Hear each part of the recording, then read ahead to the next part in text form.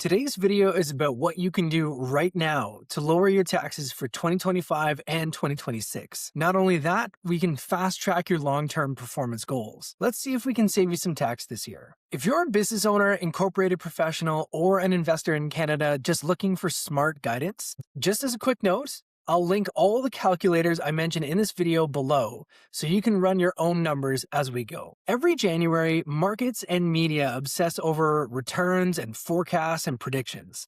Your long-term results often depend less on predictions and more on how you consistently save, how you invest, and how well you use the tax rules right in front of you. Right now, you're in a great time to focus on your tax. Your 2026 TFSA room has just increased, and you still have time to make RRSP contributions that count towards your 2025 taxes right up until the March 2nd, 2026 deadline. So instead of asking, how did my portfolio do last year? Ask yourself, how can I use this month to lock in real financial wins for myself or my business? Two timelines matter most to you right now. First is your RRSP. Contributions made in the first 60 days of 2026 count towards your 2025 tax return up until your personal RRSP limit. Each January 1st, your TFSA room also increases by federally set amount plus any unused room and prior year withdrawals. For 2026, that new TFSA limit is $7,000 per eligible person.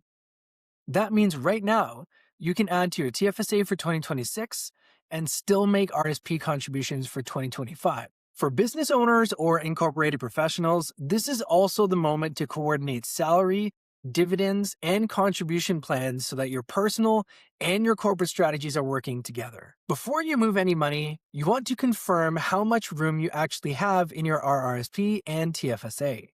For RRSPs, you want to find your deduction limit on your CRA Notice of Assessment or a CRA My Account. The link will be here.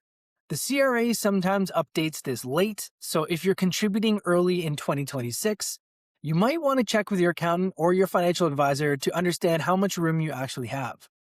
Remember, your RRSP room includes carry forward space from prior years and grows with your particular earned income. For your TFSAs, there's a bit of a nuance as well. You want to take this year's limit minus the contributions you've made, and there's a bit of adjustment for withdrawals that you might have made in the previous year. The point here is you don't want to guess your TFSA limit because over-contributing can trigger penalties. You always want to confirm this number through the CRA or through your accountant. And for the business owners out there, RRSP and TFSA room, of course, are personal accounts, not corporate. If you are a business owner and you want to generate room for your RRSP, you have to take a bit of salary, not just dividends. Once you know your room, the next question is RRSP, TFSA, or both.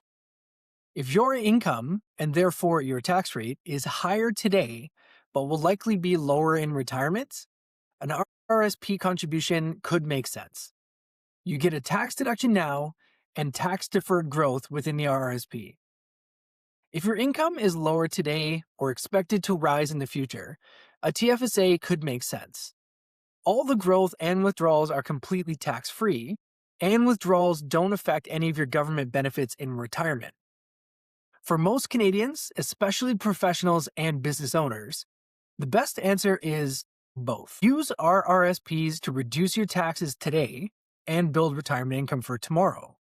And also use TFSAs for flexibility and faster access to tax-free capital. Next, let's turn this all into action.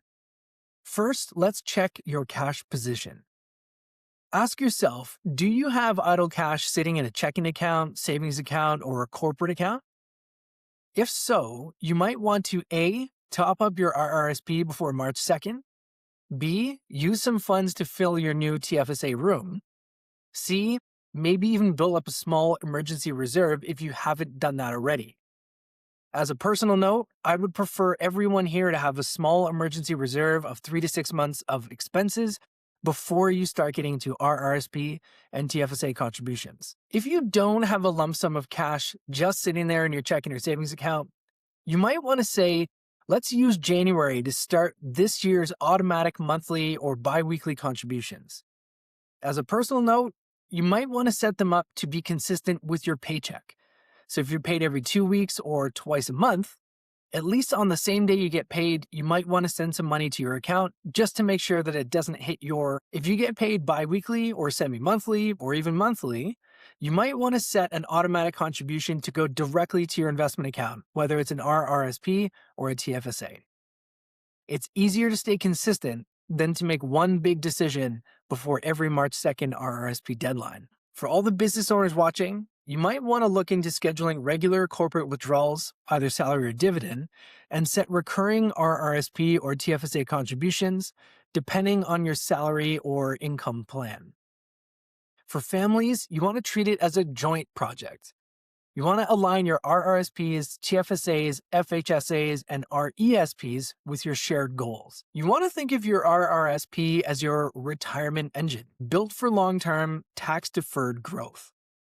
It is flexible, tax-free money that can support life goals, retirement goals, and business needs. If you or your kids are aspiring first-time homebuyers and are eligible, the FHSA blends both the RRSP and TFSA. Not only do you get an RRSP-style deduction, you get tax-free withdrawals towards a home purchase within 15 years of opening the account. For business owners, RRSP and TFSA contributions can also help move capital out of a corporation tax efficiently and into your personal wealth. This reduces corporate bloat over time. To wrap up, here's your simple January checklist. Number 1, confirm your RRSP deduction limit.